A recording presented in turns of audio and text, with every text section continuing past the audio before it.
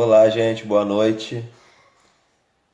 Sejam muito bem-vindos a mais uma live da Academia do Autismo.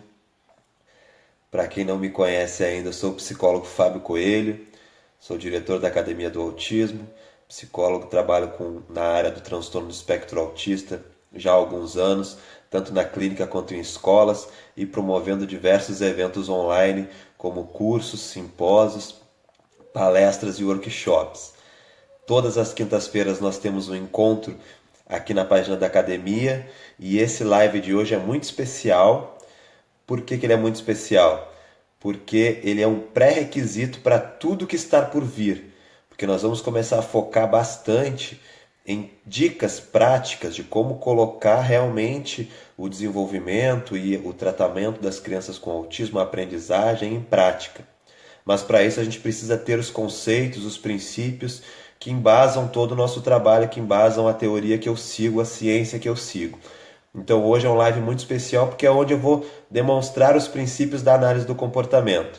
Então sejam muito bem-vindos, boa noite a todos. Gostaria de saber se vocês que já estão acompanhando estão ouvindo bem, tá tudo ok, tá dando para ouvir legal, tá travando, como que tá a conexão aí para vocês?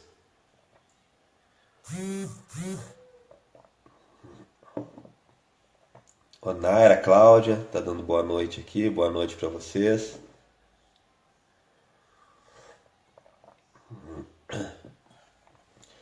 Tudo ok, né? Tá todo mundo ouvindo bem? Então vamos seguindo em frente enquanto o pessoal vai entrando, vão compartilhando aí para que outras pessoas possam também acessar esse conteúdo. Obrigado, Aline, tudo certinho, então vamos lá. Gente, hoje nós vamos falar sobre a análise do comportamento, é uma ciência e é uma ciência muito estudada e muito famosa na área do autismo. Então nós vamos estar passando para vocês os princípios, é muito conteúdo.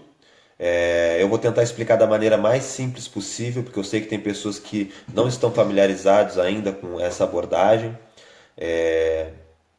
Porém, é um conteúdo que não tem muito como fugir de alguns termos técnicos. Eu vou tentar fugir do que a gente chama de behaviorês, né, que é a linguagem mais técnica. Eu vou tentar explicar da maneira mais simples possível. Logicamente que não existe jornada de um passo só, então vocês depois vão buscar os conteúdos, eu vou deixar algumas dicas de materiais, algumas dicas de livros, para quem quiser se aprofundar, porque é um conteúdo muito importante para a gente dar os nossos próximos passos. Essa aula é tão importante que eu vou deixar ela disponibilizada depois no site da Academia do Autismo. Vai ficar disponível para quem quiser assistir novamente depois, tanto aqui na página, no Facebook, quanto lá no site.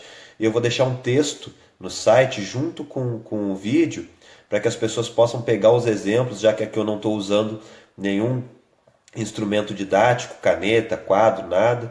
Então lá no texto eu vou deixar todos os conceitos bem explicadinho para vocês. Tá ok? Quando eu estava divulgando o live de hoje, estou aqui tomando um chazinho, né? Quando eu estava divulgando o live de hoje, eu falei que tinha uma novidade também. Então, assim, antes de iniciarmos, eu vou deixar logo a novidade para vocês.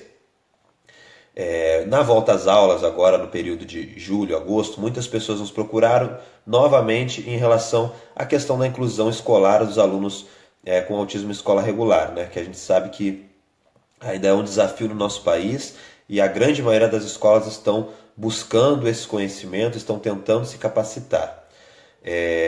Foi o tema do Simpósio Nacional de Autismo esse ano, que é o principal evento da Academia do Autismo. A Academia do Autismo promove todos os anos, sempre no início do ano. E no ano de 2017, o tema foi inclusão escolar. Pois bem, resolvemos então dar uma nova oportunidade para quem ainda não assistiu o Simpósio Nacional de Autismo. Para quem não conhece, são mais de 20 palestras com os principais terapeutas e profissionais da área aqui no país, e o tema é sempre escolhido a partir de uma demanda. Esse ano nós escolhemos a inclusão escolar. Então são mais de 20 palestras online que você pode assistir no melhor horário para você. Isso é muito importante também, porque tem muitos terapeutas tem muitas pessoas que estão nos assistindo e que não podem, trabalham durante o dia ou têm uma demanda maior durante a semana, querem assistir final de semana ou querem assistir no período de férias, não tem problema, o simpósio fica disponível para você assistir quando quiser durante um ano e tem um certificado também de 30 horas, tá bom? Então as inscrições para o Simpósio Nacional de Autismo Online com o tema Inclusão Escolar no Autismo estão abertas novamente durante uma semana. Até o dia 25 elas ficarão abertas. Se você ainda não assistiu e se interessa pelo tema, entra lá no site www.simposionacionaldeautismo.com.br. Eu vou deixar o site aqui para vocês depois. Entra lá, vê todas as palestras que tem disponíveis, os temas, os palestrantes, vocês vão perceber que o conteúdo é muito bom. E a novidade é que quem se inscrever nessa semana até o dia 25 vai ganhar gratuitamente um e-book que eu preparei para ajudar aqui na inclusão escolar aqui na região. E o nome do e-book já é bem sugestivo, é Como Criar uma Efetiva Inclusão Escolar de Alunos com TEA. Tá? Então esse e-book vai ser disponibilizado gratuitamente. Os valores do simpósio não são valores muito altos, são valores pensados para serem populares. Então entre lá no site, vê o conteúdo, veja se você gosta, se vai te acrescentar. E se você gostar, faça a sua inscrição, que na mesma hora você vai receber no e-mail os dados de acesso a todo o conteúdo. E assim que você terminar de assistir, você vai receber o certificado de 30 horas da Academia do Autismo, que vai te ajudar também na sua capacitação. Tá ok? Feito o convite, dada a novidade, né? No final eu volto a falar mais um pouquinho. Vamos à nossa aula então sobre a análise do comportamento. Gente, o que é a análise do comportamento? É muito famosa, né, na área do autismo, você já deve ter ouvido falar na terapia ABA. Muito famosa a terapia ABA. O que é essa terapia ABA?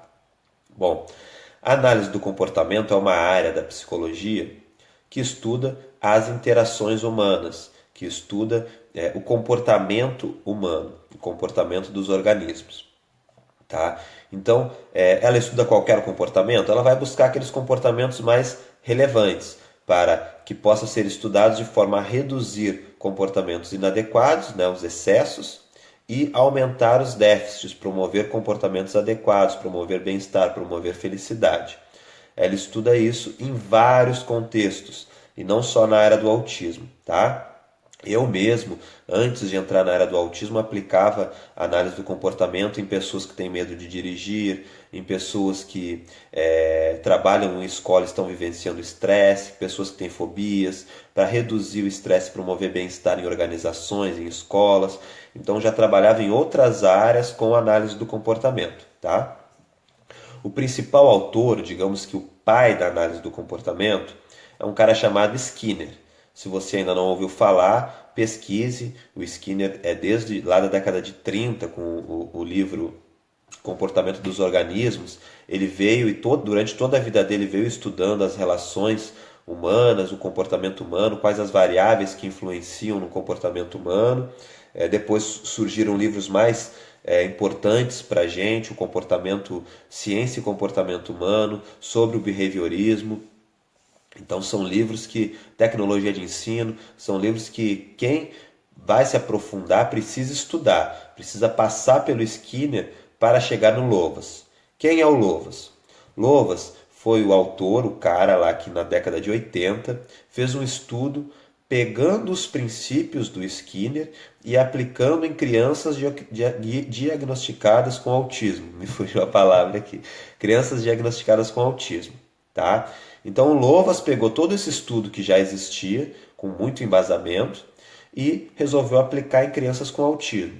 E aí no estudo lá da década de 80, ele conseguiu, a partir de um tratamento intensivo com essas crianças de 40 horas semanais, quase metade delas ao longo de um tempo, 47% das crianças, desenvolveram as habilidades de forma que foram comparadas a crianças neurotípicas, não apresentavam mais déficits. Então esses estudos comprovaram que a terapia ABA promovia resultados satisfatórios em quase metade das crianças, ao longo de 2 anos, durante 40 horas de terapia semanal, que é a terapia intensiva. Tá? A partir desses estudos do Lovaas, a análise do comportamento começou a ficar muito famosa na área do autismo e se popularizou, e hoje tem essa grande demanda aí com diversos outros estudos, muita comprovação de que realmente produz as mudanças, produz as melhorias que a gente tanto espera enquanto profissional, enquanto família, né?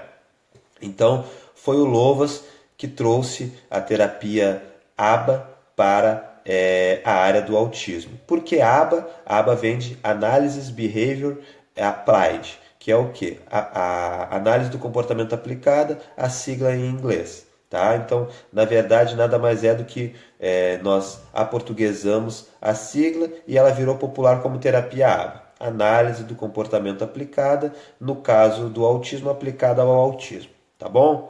Até aqui tá dando para entender? Ótimo, então.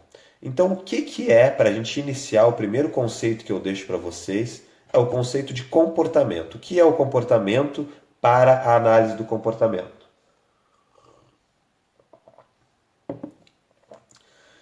Gente, o comportamento é a ação também, porém não é só isso.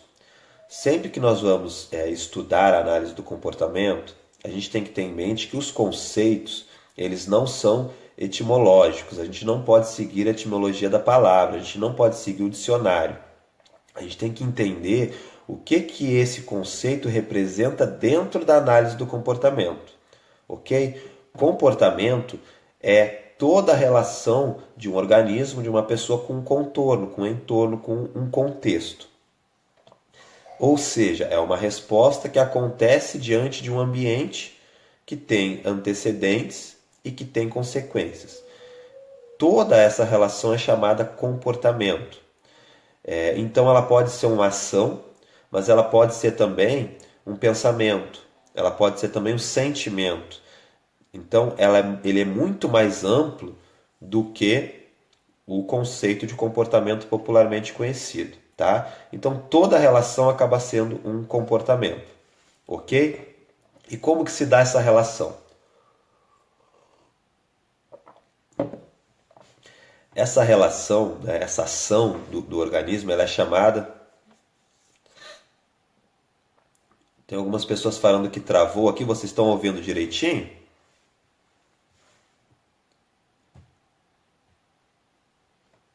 Deixa eu ver aqui uma... Porque duas pessoas... Tá ótimo, tá? Então vamos seguindo, tá?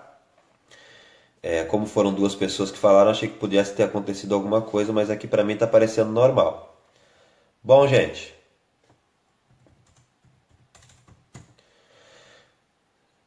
Ótimo, então vamos lá.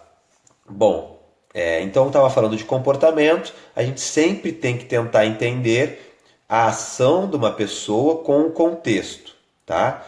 O comportamento na análise do comportamento nunca é analisado de forma fechada, como se ele ocorresse no vácuo. A gente sempre tem que analisar o contexto para entender qual é a função desse comportamento. Imagine então, eu vou tentar ir dando alguns exemplos que vai ficar mais fácil para vocês compreenderem. Imagine duas pessoas chorando. Duas pessoas diferentes emitindo o mesmo comportamento, né? Ou seja, a mesma resposta, né, no caso. Nós chamamos de resposta porque ainda não foi analisado o contorno, todo o contexto, né? Então, duas respostas de chorar. Bom, só que uma pessoa, ela acabou de passar num concurso público e está chorando. A outra pessoa, ela quer um sorvete e o pai não quer dar esse sorvete e ela está chorando. São coisas diferentes. Ao analisar, a gente entende que a função desses comportamentos é diferente. Um está chorando de alegria, o outro está chorando de tristeza, de raiva, um mando disfarçado, alguma coisa nesse sentido. Talvez a segunda precise de terapia, o primeiro não. Então a gente tem que sempre analisar o contexto para tentar entender o que aquele comportamento está querendo nos dizer. Ok? E o que a gente analisa então, gente? A gente analisa os antecedentes e as consequências. Os antecedentes são importantes por quê? Porque eles aumentam ou diminuem a probabilidade de um comportamento acontecer. E nós precisamos saber disso para, ao analisar o comportamento da criança, a gente saber, a gente traçar alguma estratégia para reduzir ou minimizar a ocorrência de alguma atitude, de algum comportamento deles que a gente quer diminuir. Vamos supor que, ao eu mostrar um personagem que a criança goste, eu aumento as chances daquela criança fazer uma determinada tarefa. Então, esse antecedente é legal para mim. É bacana, porque eu sei que nesse momento eu estou aumentando as chances dele fazer o que a gente espera. Vamos supor que nos dias que ele não dorme bem, ele chega na escola pela manhã mais irritado e aumenta as chances dele emitir algum comportamento inadequado, como querer sair de sala de aula, como jogar os materiais no chão, alguma coisa nesse sentido. Então, a escola vai precisar saber os dias que aquela criança dormiu menos de 6 horas, os dias que ela não teve uma noite muito legal, porque ela já vai saber que nesses dias a dinâmica precisa ser um pouco diferente, porque as chances desses comportamentos aparecerem são maiores. Está dando para entender como que os antecedentes influenciam muito no nosso comportamento? Ótimo, então é sempre importante analisar os antecedentes e as consequências. As consequências, elas também vão aumentar ou diminuir as chances de um determinado comportamento ocorrer no futuro, ocorrer novamente. E como que essas consequências influenciam? Agora a gente entra nos principais conceitos básicos da análise do comportamento. Alguns vocês já devem ter ouvido falar, eu vou tentar desmistificar e ao mesmo tempo explicar para vocês esses conceitos, ok? Nós temos alguns tipos de consequências, gente. A primeira delas é o reforço. Reforço é amplamente divulgado, você já deve ter ouvido falar na palavra reforço, algumas vezes até de forma pejorativa. O que é reforço? Eu estou aqui, por exemplo, falando para vocês, né? E talvez, se não tivesse ninguém me assistindo, o meu comportamento de estar aqui falando ia reduzir, ou ao menos a probabilidade de eu parar de emitir esse comportamento vai ter aumentado. Ou seja, eu não estou recebendo um reforço. O reforço, nesse caso, é a atenção de vocês, é a participação de vocês. Da mesma forma, vocês estão parados assistindo um vídeo porque o que eu estou falando está interessando vocês. Caso contrário, esse comportamento não vai ter valor nenhum e vocês vão mudar de comportamento, vão fazer outras coisas. Então, por que eu estou dando esses exemplos? Nós estamos sempre em interação e uma pessoa influenciando a outra. As relações humanas são assim e o reforço faz parte desse contexto. Só que existem reforços sociais e existem outros tipos de reforços. Reforços tangíveis, reforços comestíveis, reforços sensoriais. O que é o reforço então? Tudo aquilo que aumenta a probabilidade de um comportamento ocorrer de novo.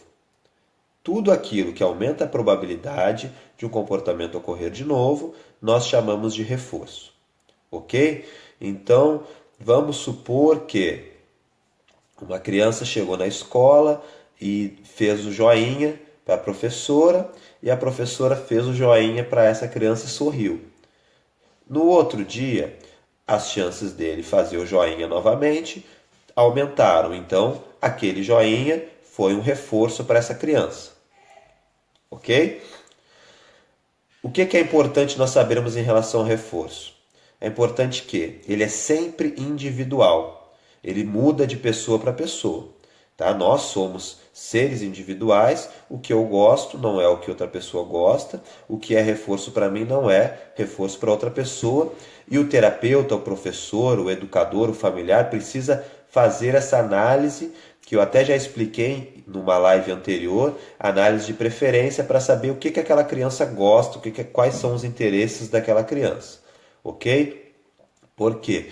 Isso é muito importante, porque para uma criança isso pode ser reforço, para outra pode ser até uma punição. Da mesma forma, é importante a gente saber que o mesmo reforço pode deixar de ser dependendo do contexto. Vamos supor, vou dar um exemplo que vocês vão compreender. Vamos supor que eu goste muito de chocolate. Eu adoro chocolate. Um chocolate X.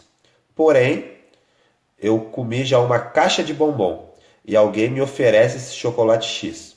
Naquele momento, por eu estar saciado, aquele chocolate não é reforço para mim. Vamos supor que eu adore comer picanha.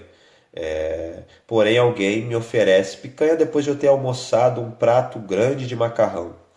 Naquele momento, a picanha não é reforçador para mim. Deu para entender como varia de momento para momento também? Da mesma forma, como eu já falei, tem pessoas que gostam de picanha, tem pessoas que gostam de chocolate, tem pessoas que não gostam.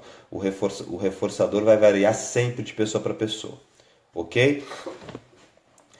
E dentro do reforço, espero que vocês tenham anotado aí, dentro do reforço, é importante a gente saber que existe uma divisão. Que divisão é essa, gente? Querem anotar aí? Vou tentar explicar porque também às vezes confunde.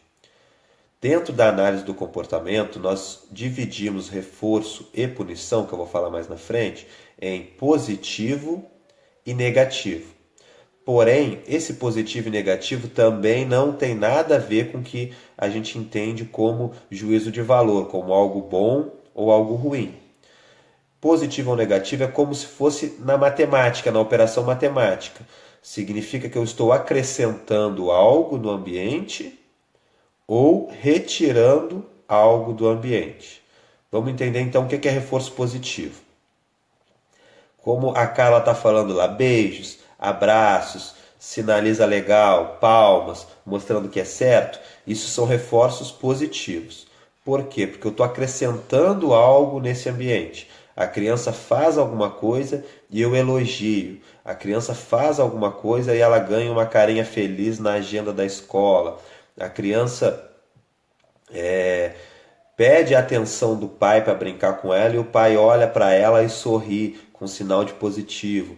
Isso tudo são reforços positivos. Está sendo acrescentado algo no ambiente, está aumentando a probabilidade da criança continuar fazendo aqueles comportamentos que ela fez.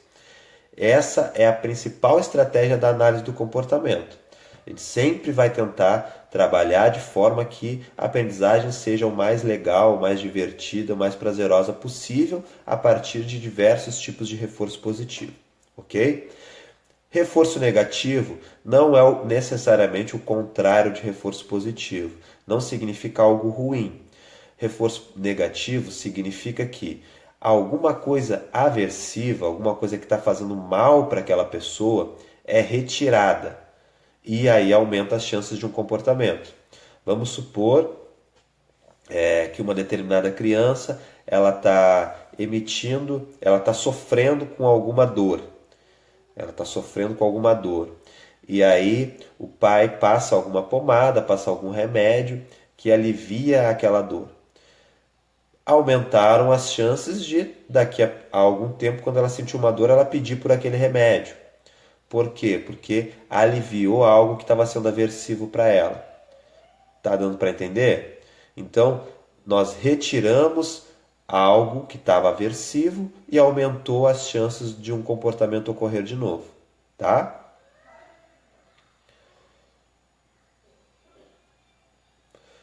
Ok? Então a gente sempre age dessa forma, fugindo ou se esquivando de algo que está sendo aversivo para a gente. Fugindo é quando eu estou diante de algo, que está aversivo, como esse caso que eu expliquei da dor, você faz algo para minimizar aquela dor. E se esquivando é quando eu estou diante de um estímulo, eu estou próximo ao estímulo, a entrar em contato com um estímulo aversivo para mim, e aí eu faço algum comportamento para não chegar nesse estímulo aversivo. Reforço negativo também, tá? Expliquei então reforço positivo, reforço negativo. No texto lá no site eu vou deixar outros exemplos da área do autismo para vocês conseguirem compreender melhor, porque são conceitos um pouquinho complicados. Ok? Bom, agora eu vou falar sobre outro tipo de consequência. O reforço ele aumenta a probabilidade de um comportamento ocorrer de novo. A punição, que também não tem a ver com algo ruim, com algo agressivo, a punição para a análise do comportamento, ela tem a ver com algo, uma consequência, que reduz a probabilidade de um comportamento ocorrer de novo. Ok? Simplesmente a punição reduz a probabilidade de um comportamento ocorrer de novo. Então vamos supor que eu esteja aqui conversando com vocês e aqui do meu lado tivesse 3 pessoas falando um pouquinho alto.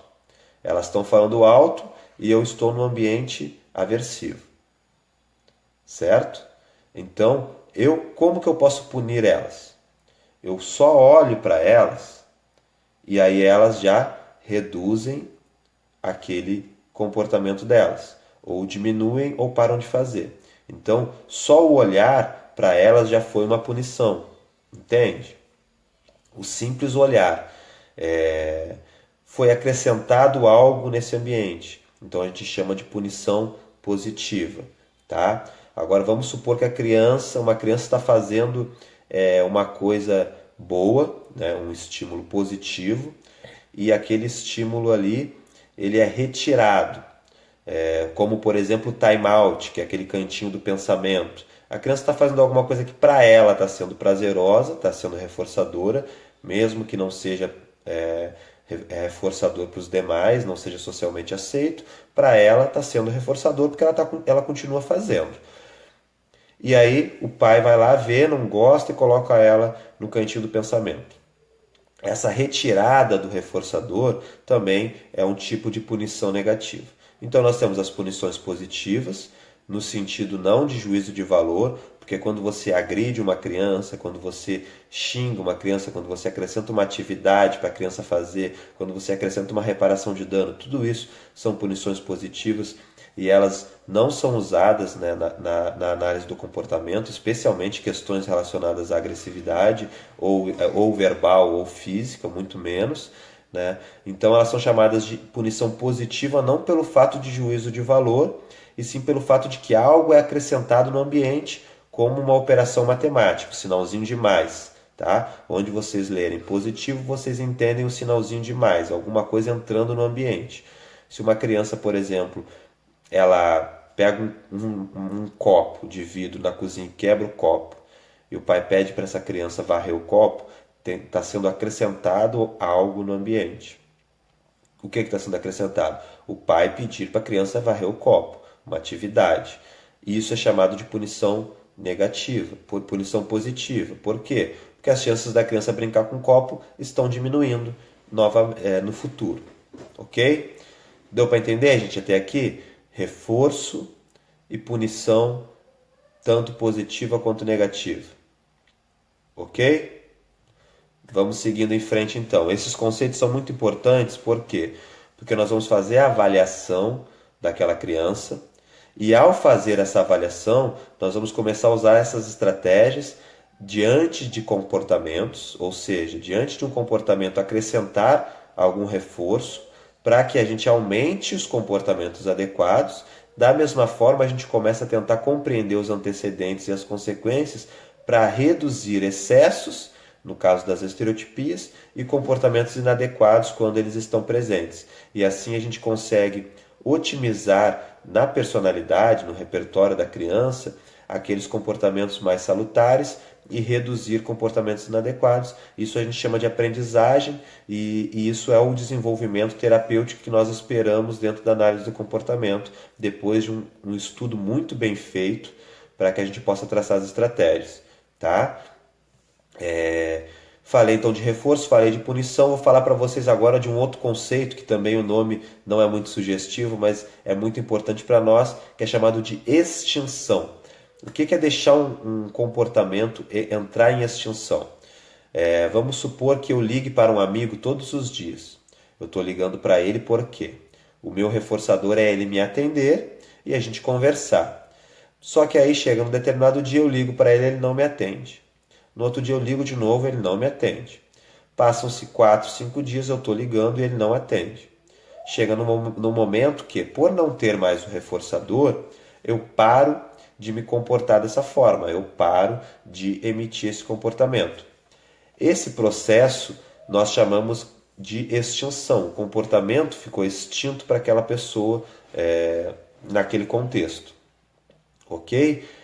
Então, assim, se um comportamento é mantido por atenção, por exemplo, dos pais, logicamente, se você retira a atenção, esse comportamento vai deixar de ser emitido. Isso a gente chama de extinção.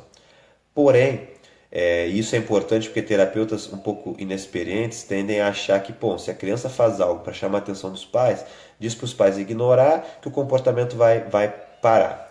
Não é tão simples assim, gente, né?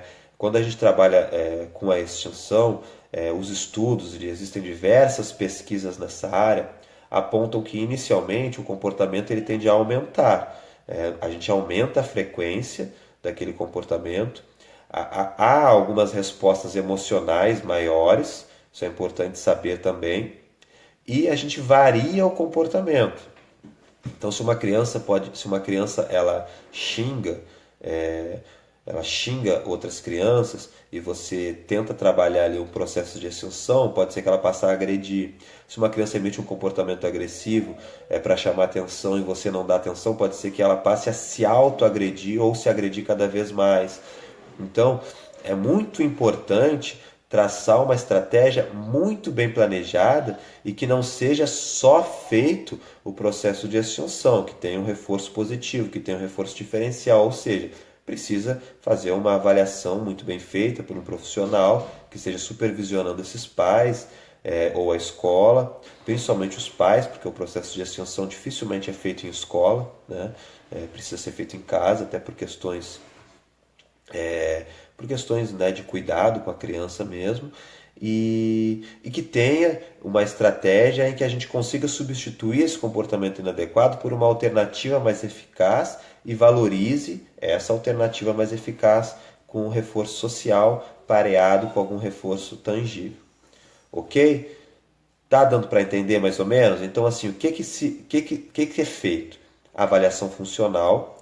Bom, a criança, a gente consegue compreender que quando a criança ela está privada da atenção dos pais, ela tende a se autoagredir. Quando ela se autoagrede, os pais dão essa atenção.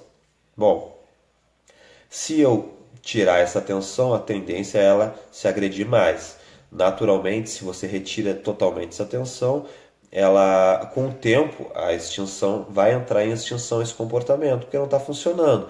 Mas até entrar em extinção, os danos causados para ela serão muito grandes. Então você tem que traçar uma estratégia para que você ensine essa criança uma alternativa mais salutar para que ela peça a atenção dos pais.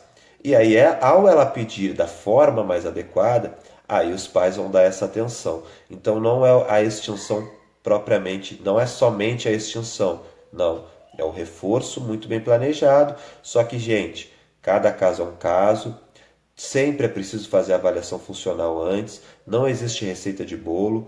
A terapia ABA não é um método, como algumas pessoas ouvem por aí. É uma ciência que tem como base a teoria do sujeito único. Ou seja, cada caso é um caso. A individualidade precisa ser respeitada, precisa fazer a avaliação e aí sim traçar as melhores estratégias para cada caso. Ok?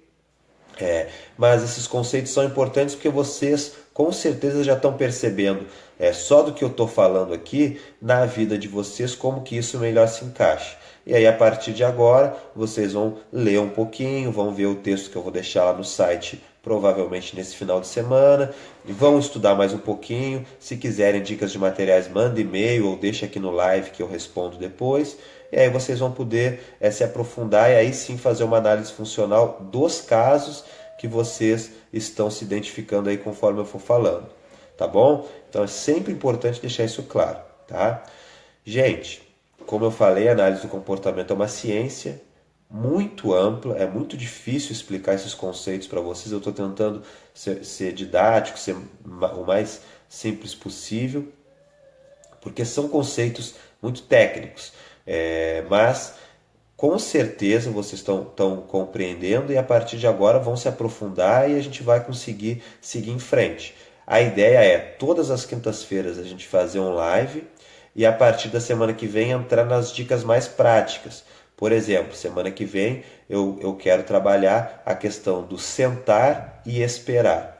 Como que eu posso ajudar uma criança a desenvolver essa habilidade de sentar, ficar um tempo sentado para que possa ser trabalhado algumas questões e aprender a aguardar, esperar a sua vez. Como que eu posso traçar uma estratégia para isso? Vou estar trabalhando semana que vem, só que eu preciso que todo mundo que assista semana que vem já esteja familiarizado com esses conceitos de reforço, de punição, de análise funcional, do que é uma punição positiva, do que é um reforço positivo, o que é a análise do comportamento. Então, por isso que eu resolvi hoje tocar nesses pontos, porque senão eu vou estar falando lá de como trabalhar a questão do sentar com uma criança e as pessoas que estão acompanhando não vão conseguir compreender muito bem porque não vão ter os princípios da análise do comportamento, ok? Então, espero que vocês estejam gostando. Fico à disposição para tirar as dúvidas. Eu não estou respondendo as dúvidas nesse live por conta da extensão do conteúdo. Mas assim que encerrar, eu começo a responder e até amanhã, no final do dia, eu vou ter respondido todo mundo, tá? Tirando as dúvidas. Se você está assistindo depois, não está assistindo ao vivo, também mande sua dúvida, que assim que possível eu vou tirar de todo mundo e vou deixar o live disponível no site junto com o texto, ok? Então, gente, falei sobre a base da análise do comportamento, que surgiu com Skinner, e o Lovaas trouxe para a área do autismo com um grande estudo aí que trouxe esperança para muitas famílias. E falei dos princípios da análise do comportamento, que é o que nós utilizamos caso a caso para conseguir traçar as estratégias para reduzir comportamentos inadequados e promover desenvolvimento, promover habilidades. Ok? Bom, gente, deixo aqui mais uma vez, para quem não assistiu no começo, o convite para o Simpósio Nacional de Autismo. Falei lá no começo, estou falando novamente, as inscrições foram reabertas a pedido das pessoas, porque nós estamos em retorno de aula e muitas escolas estão precisando desse apoio.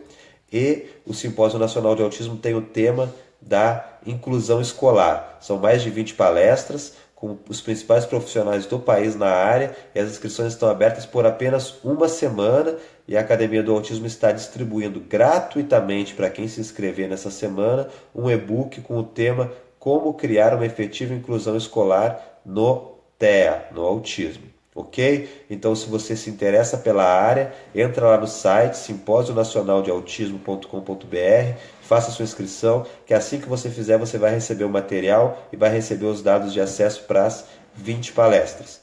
Ok? Bom, encerro aqui então. A Sandra chegou agora. Sandra, rapidinho, assim que eu desligar aqui, vai estar disponível na página e você vai poder acompanhar desde o começo, tá bom?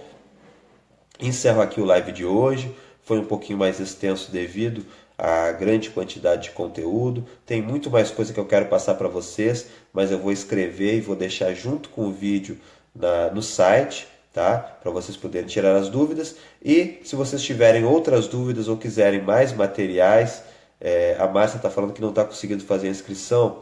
Márcia, assim que encerrar eu vou mandar uma mensagem para você explicando, tá? Mas de antemão você precisa escolher a opção PagSeguro ou PayPal e aí vai entrar no seu cadastro e você vai poder fazer a inscrição lá no site simposionacionaldeautismo.com.br, tá? Se tiver alguma dificuldade, entre em contato comigo, até inbox mesmo aqui no Facebook, pode me procurar, Fábio Coelho, mandar uma mensagem inbox que eu posso estar tirando a sua dúvida sem problema nenhum.